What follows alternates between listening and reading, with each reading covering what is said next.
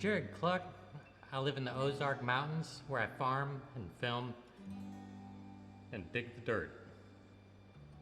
I think finding my connection with the land helped me understand what type of artist I am and what it is that I'm doing. I really like having the camera in hand, and I like that as an excuse to go out and to do things and really just look, but also to be in that place and then see whatever goes from there. The easy answer is that I make landscapes, but the hard answer is that the landscapes kind of make me.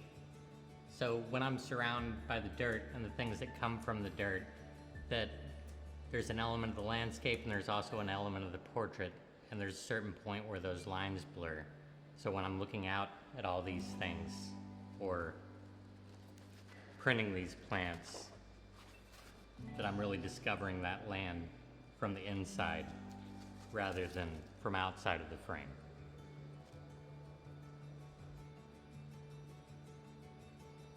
A big part of the work and engaging with the land is interacting directly with the material and coming to understand it that way. So I wouldn't feel right just framing the landscape and putting it on the wall, but at the same time, it's really hard to upset a piece of the dirt and then put that piece of land into the gallery. So I try to find things that are from that land specific to it or have a certain density in the way they relate to it, and then to bring that into the studio in a condensed way so that people could meet it there.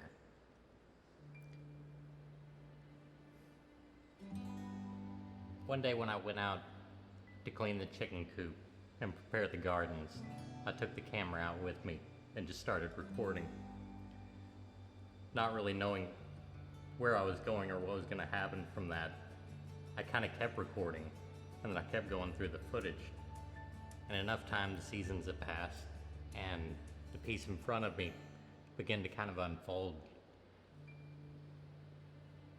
And as I was looking at that, it did begin to tell me more about the land. So with this piece, I like to think that I am examining life. With the eggs in particular, I used a method that a farmer would call candling, where you hold an egg up to the light to examine it for life. And this made me think of Socrates, but then also there was something kind of more to that I connected with. And over that period of time, something did grow, and I started to see this connection between craft itself and life itself and what I was doing in the art practice. And the same can be seen with the plant prints, is really a way of examining life but also being part of it. So I really see this and the actions and what I do as a studio almost an ethics that develops of what it is that you do. So when I dig up the dirt, or when I put together the videos or take pictures of the eggs or compile the book, that I'm really observing, acting, responding, and repeating with the land. It was probably 5 years ago when I was going around with the camera, probably 5 years before that when I was going around with the paintings, but they didn't move, so I ended up with a camera, and then I'm out in the field because I wanted to record cows. There's really no reason for this other than I wanted to record cows. And the thing about the camera is I didn't exactly find any truth, and I'm not sure if the cows know objective truth either, but you cannot record a cow without them ruining your picture. There's no way we could take a picture of something without affecting it. And they just kind of, that cow that would not quit staring at me kind of changed everything afterwards.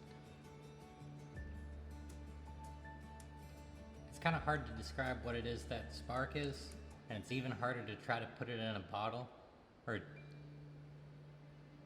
know what it is that we do to that or how to bring it to somebody. And because I'm so concerned with ethics that I wonder what my right really is or would be, but I also feel an obligation to that knowledge. And that's, I think, what is important. So in that way, I don't want to tell somebody else how to find meaning as I find it on my own. If anything, I think the simple analogy is that I'm not even teaching them to fish. I would like them to find that on their own, but rather light the way.